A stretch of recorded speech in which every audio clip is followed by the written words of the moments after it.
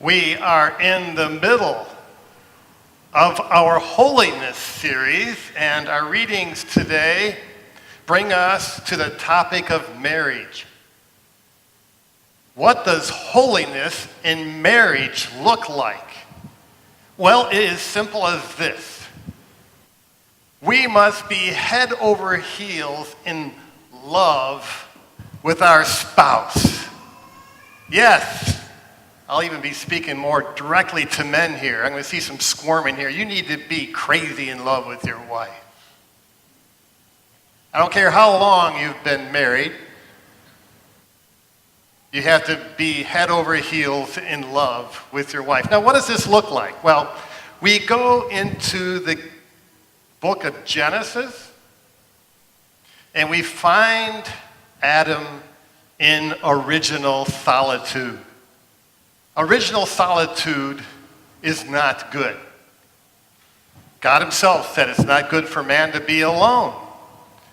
Now, what's a concrete idea of original solitude? Well, it's like this. It's Friday night, right?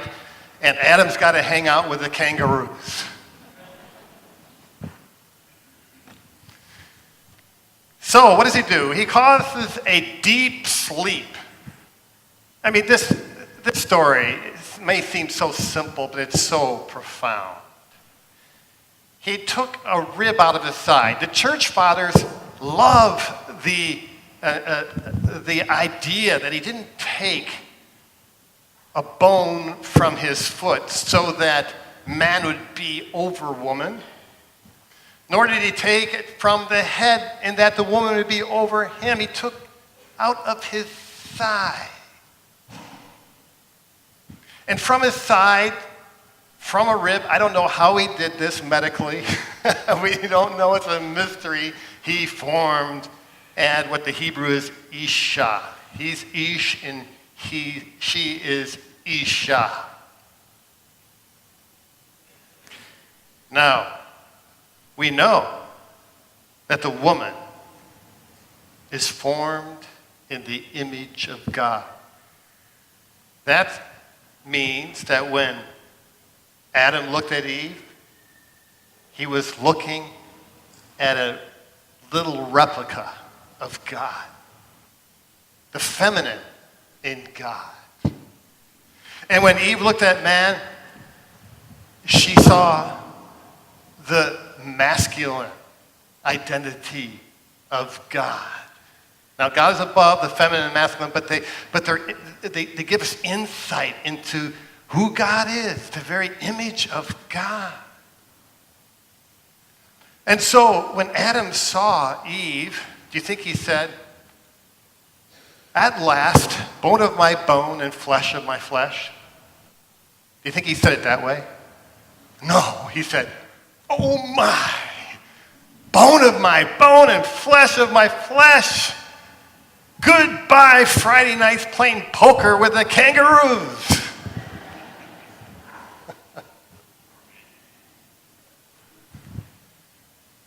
Now,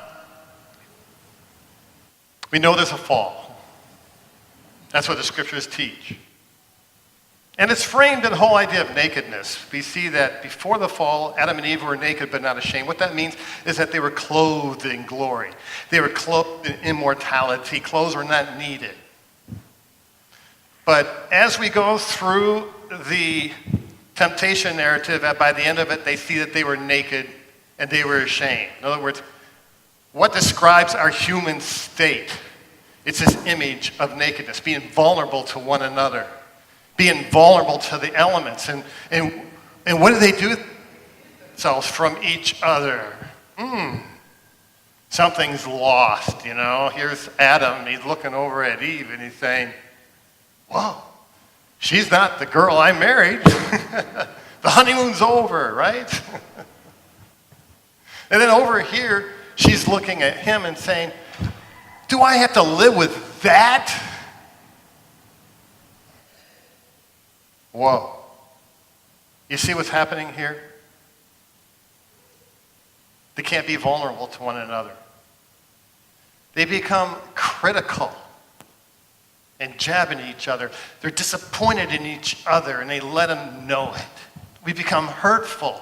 And not only that, but we see from a verse later on, to the woman he said, I will greatly multiply your pain in childbearing. In pain you shall bring forth children, yet your desire shall be for your husband, but he shall rule over you. He shall rule over you. That's not part of the original plan. It's not God's original plan that there should be domination. Matter of fact, what this word is, her desire shall be for the man. That word in Hebrew comes next chapter where sin is at the door desiring to pounce on Cain. In other words, we have a power play here. Men trying to dominate women, and women trying in retaliation, trying to dominate the man. Does this sound like holiness to you? No. This is not holiness. A lot of people feel very alone in their marriages. They're living in original solitude.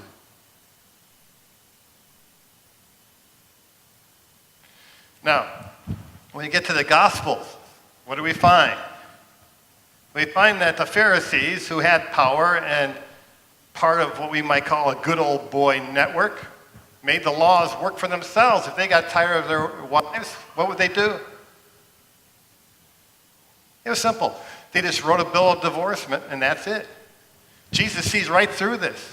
And he's saying this is evil because marriage is a sacrament. What does it mean to be a sacrament? Well, this image might help us.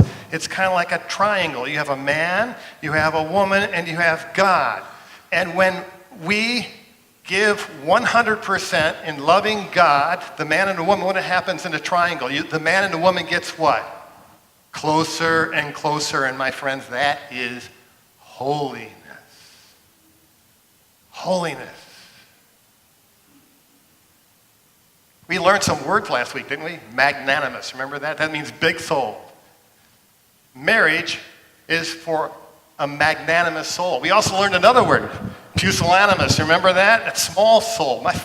I see so much pusillanimity in marriages today, where people say, well, I'll maybe just do this, this much. And small souledness, you've got to give it all. 100%. You